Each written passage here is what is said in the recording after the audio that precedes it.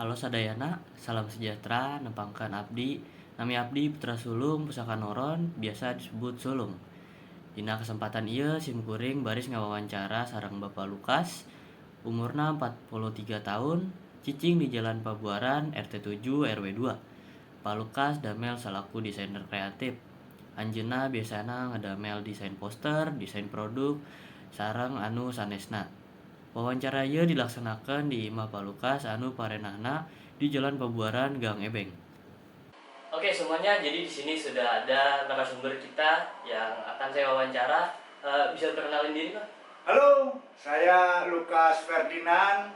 Eh, saya profesional di desain grafis, gitu ya, video, editing, segala macam terkait dengan multimedia yang sekarang ini.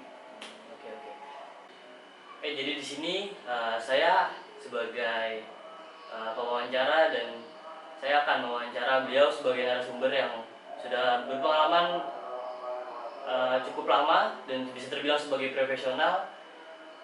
Untuk Bapak sendiri sudah berapa lama menekuni desain grafis ini?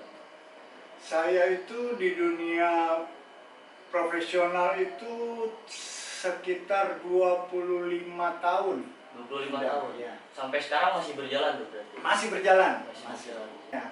Nah, ketika perjalanan itu saya melihat bahwa di dunia media ini banyak sekali yang saya suka begitu dari fotografi begitu ya, lalu desain untuk membuat korannya, tabloidnya itu ya. Nah, itu tahun 2000-an ya.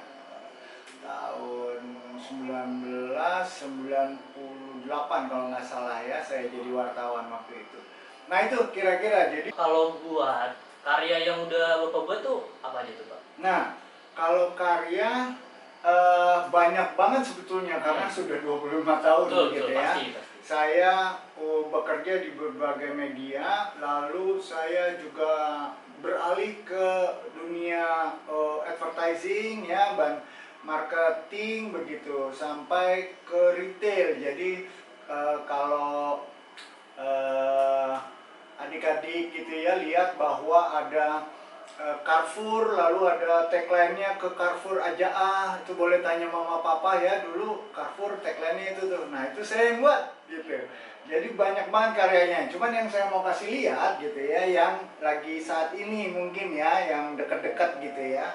Nah terakhir yang saya kerjakan itu adalah logo Atria. Nah, Atria ini adalah bisnisnya di dunia furnitur. Mungkin lebih kenal lagi Informa, mungkin begitu ya. Nah, itu saingannya.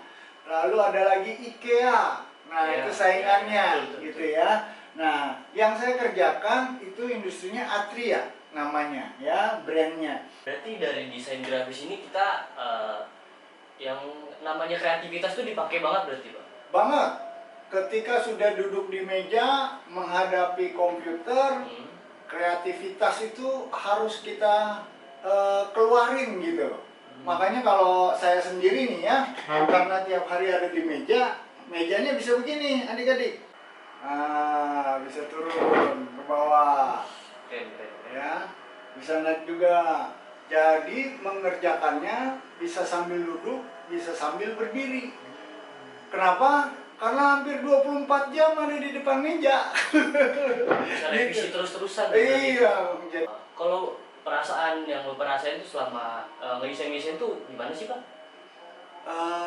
Yang pasti enak ya, asik begitu ya, cozy menurut saya, karena saya seorang yang introvert gitu ya, senang menyendiri begitu. Lalu yang saya rasain adalah ketika kita bisa memvisualisasi apa yang dimau oleh klien atau yang memberikan kita pekerjaan gitu ya, itu ketika melihat ekspresi mereka yang puas, itu kita puas banget rasanya gitu ya. Kita juga kan mati-matian tuh ngedesain gini gitu kan. Benar. Jadi usaha kita ngerasa dihargain banget. Iya, karena yang memberikan pekerjaan nggak bisa melakukan itu. Ya. Ketika kita bisa melakukannya, memvisualisasi apa yang di bayangan dia, itu puas banget kan rasanya. Dan hanya kita desain grafis yang bisa lakukan itu. Jadi apa yang kita buat itu kalau sesuai sama apa yang dia ekspektasi itu berarti itu wah banget tuh buat dia. Wah banget buat dia. Dan ketika dia merasa wah, puas, kitanya juga jadi merasa bangga gitu bangga dan puas karena bisa memenuhi keinginan dia gitu. Berarti buat memenuhi kebutuhan orang tuh jadi ngerasa kayak wah karya kita nih bisa bikin orang bangga, bisa bikin orang bahagia gitu kan. Betul. Dengan kreativitas yang kita punya gitu. Berarti kalau ada susahnya nggak sih Pak buat ke desain itu? Susah. Susahnya pasti ada di setiap desain karena ketika kita mau memvisualisasi dalam bentuk desain, kita kan terimanya inputnya dari orang yang memberikannya itu kan bisa jadi cuman kata-kata, referensi gitu ya, atau tulisan gitu. Saya maunya kayak gini nih, atau warnanya merah ya, ininya merahnya seperti apa, mereka nggak kasih tahu kadang-kadang. Nah, kita tuh yang akan menformulasi seperti apa kira-kira yang dia sampaikan, lalu dirubah menjadi bentuk sebuah desain atau karya begitu. Nah, ketika dia melihat karya itu, dia merasa apa yang dia sudah sampaikan itu benar semua gitu. Jadi berupa gambar atau desain gitu kira-kira. Jadi susahnya buat memenuhi permintaan klien aja sih, nyesuaiin nih, bukan ya, nanti kalau sudah di dunia kerja, kan kita dapat uangnya dari orang lain kan, karena memvisualisasi apa yang dia pengen gitu. Nah, mentranslate-nya, menerjemahkan apa yang dia pengen ke visual, ke desain gitu, itu yang sulit. Gitu. Itu yang sulit. Oke deh. Jadi kurang lebih itu wawancara yang setelah kita lakukan di sini. Kurang lebih dari segi suka dukanya mungkin menjadi desainer itu nggak gampang dan nggak susah juga, sesuai dengan apa yang kita minati buat profesi kedepannya. Nanti kita akan ngerasain sendiri kayak gimana apa yang dirasain selama menjadi desainer tuh kita bakal ngerasain sendiri, dan kita tuh harus punya kreativitas yang tinggi buat memenuhi permintaan klien dari desain yang mereka minta. Jadi kurang lebih kayak gitu. Sebelumnya terima kasih Pak buat waktunya. Sama-sama.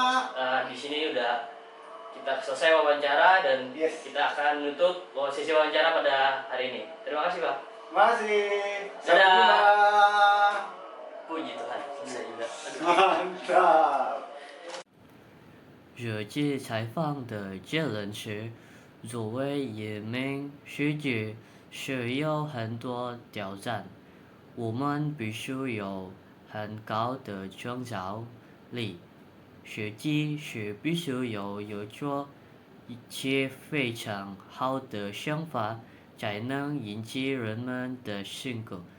我想成为一名设计师，因为我有相当高的创造力，所以我会继续的打算修修是最传的设计，这样我将来就能成为一名设计师，在创意设计的世界里有所发展。